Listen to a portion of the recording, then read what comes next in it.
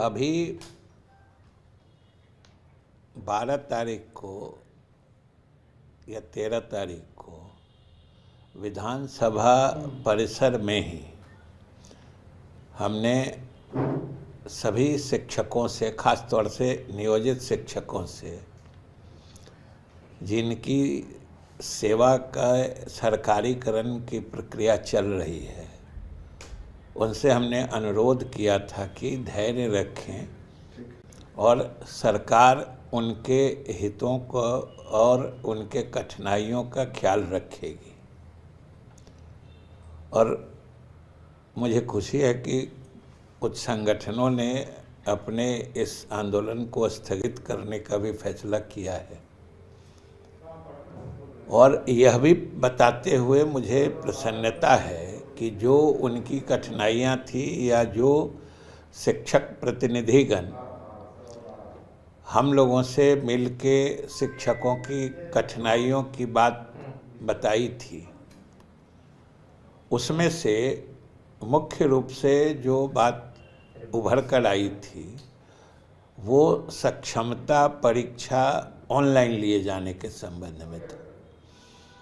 क्योंकि शिक्षक प्रतिनिधियों ने और कुछ शिक्षकों ने व्यक्तिगत रूप से भी मिलके हमें बताया था कि चूँकि बहुत सारे शिक्षक बहुत पहले के नियुक्त हैं, 2006 से नियुक्त हैं, तो उसमें से बहुत सारे शिक्षक ऐसे हैं जिनको ऑनलाइन टेस्ट देने में या जिसको कहिए कंप्यूटर बेस्ड एग्ज़ाम देने में उनको दिक्कत थी।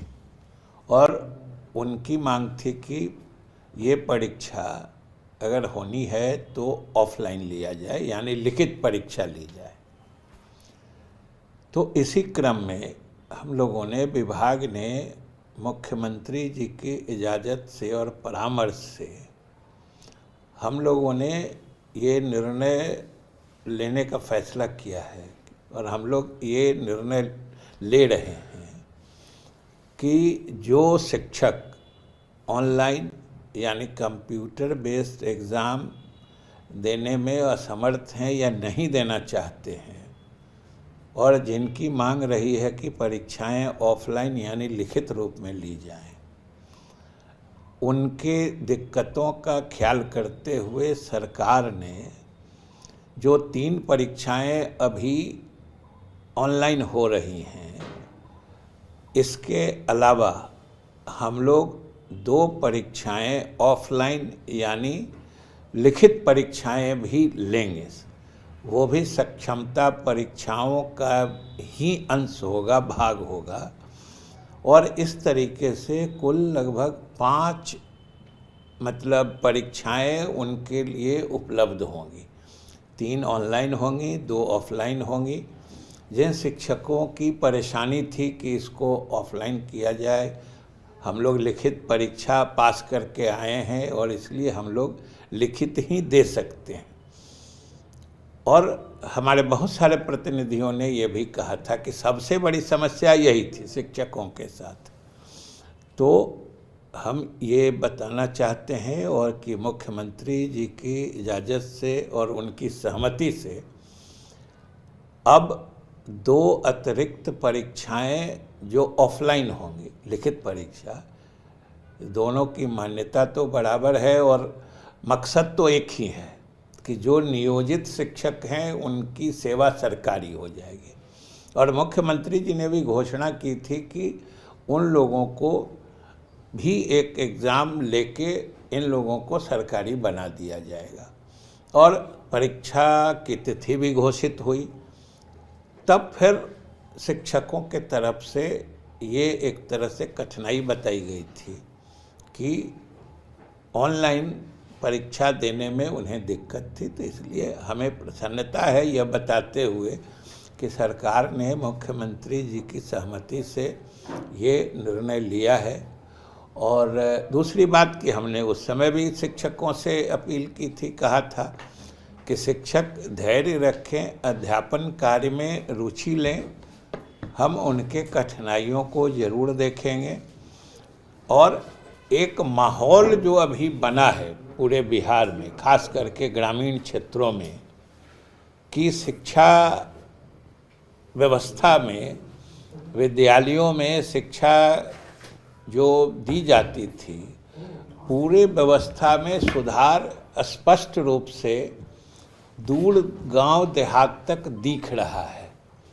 और लोगों में, मतलब बिहार के आम लोगों में, ये जो शिक्षा व्यवस्था में, विद्यालयों के संचालन में, विद्यालय में शिक्षकों से लेके छात्रों की उपस्थिति में, सुदूर देहाती इलाके में भी जिस ढंग से एक सुधार हुआ है, उसकी सभी लोग सराहना कर रहे हैं।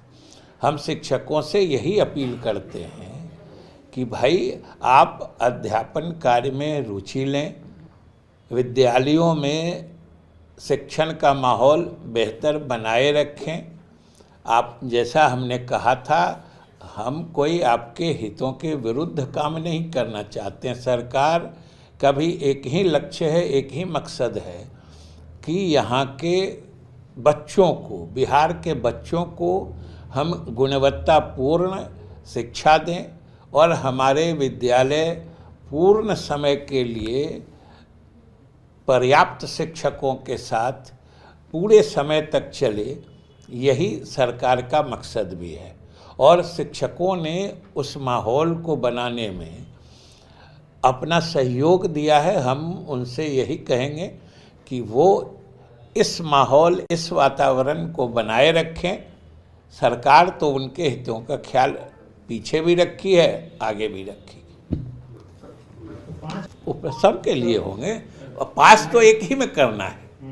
3 भी हैं तो कोई 3 देना सबके लिए जरूरी नहीं है। एक ही में कोई पास कर गया तो फिर उसको कोई देने की जरूरत नहीं है। एक मिनट के लिए दे रहे हैं, थोड़ा सा संक्षेप में बोल दीजिएगा। नहीं, वो ले लीजिएगा ना, अब हमको कहाँ फिर दोबारा, आप लोग को हो गया ना एक ठो और विषय का, की मुलाकात हुई है, और आप लोग के मर्जी का क्यों बात हो तो बोलिए। लालू प्रसाद यादव और नीतीश कुमार की मुलाकात हुई है। लालू जी इत्तेफाक से बहुत गर्मजोशी से मिले। इन दोनों नेताओं के बीच तो पहले भी मुलाकात होते रही हैं, आज भी हुई हैं, आगे भी हो सकती हैं। इसमें कोई नई बात या कोई असहज या अस्वाभाविक तो बात है नहीं। पार्टी उन लोगों पे कोई एक्शन लेने पर सोच रही है जिन लोगों ने विरोध में उस दिन किया? नहीं, अभी तो पार्टी, अभी तो सदन चल रहा है, उसके बाद से बंद ही था। पार्टी तो उन लोगों से समझेगी, और अगर अनुपस्थित या देर से आने का संतोषजनक कारण होगा तो उस पर विचार किया जाएगा। कोई पार्टी अपने विधायकों के विरुद्ध थोड़े है। पार्टी तो सिर्फ चाहती है कि हमारे सभी विधायक समय पर उपस्थित रहें सदन में और पार्टी के निर्देश का पालन करें। और हम समझते हैं कि लगभग सभी सदस्य आ ही चुके थे, कोई कुछ देर से आए थे। तो अगर उसके लिए पार्टी समझेगी उनसे और उनको संतोषजनक कारण बताएंगे तो फिर पार्टी अपने ही विधायक के विरुद्ध कैसे होगी। कुछ विधायकों ने मुलाकात भी की है मुख्यमंत्री से। हाँ, ये तो विधायकों की मुलाकात है, तो उन दोनों के बीच बात हुई होगी। और वो विधायक है, उनके नेता मुख्यमंत्री जी हैं, तो ये तो मुलाकात मतलब बिल्कुल स्वाभाविक है। मंत्रिमंडल विस्तार कब तक होगा? अब ये तो मुख्यमंत्री का विशेषाधिकार होता है। 19 तारीख एक तारीख बताई जा रही है। हम लोगों ने नहीं बताया है। अगर आप बता रहे हैं तो आप ही कारण बताइएगा।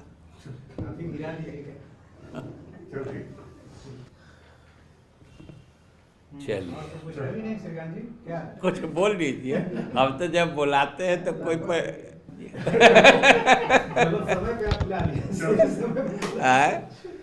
अभी सब बंद करिए ना, तब अलग से जो ये लोग दावा कर रहे हैं कि 17 महीने में हम लोगों ने शिक्षकों की बहाली इतनी की है, उस फाइल पे as a education minister Chandrashekhar ji का हस्ताक्षर नहीं है, सीएम ने हस्ताक्षर किया था। कितना तक सही है?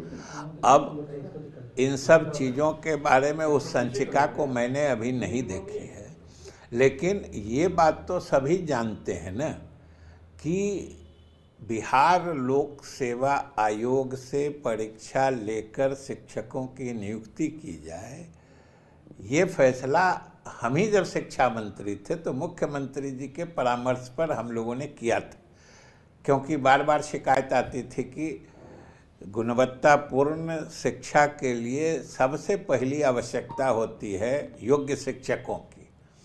तो अच्छे शिक्षक आएँ, सुयोग्य शिक्षक आएँ, इसके लिए हुआ था कि मेधावी शिक्षकों की नियुक्ति के लिए बिहार लोक सेवा आयोग से परीक्षाएं आयोजित करा के उनकी नियुक्ति की जाए।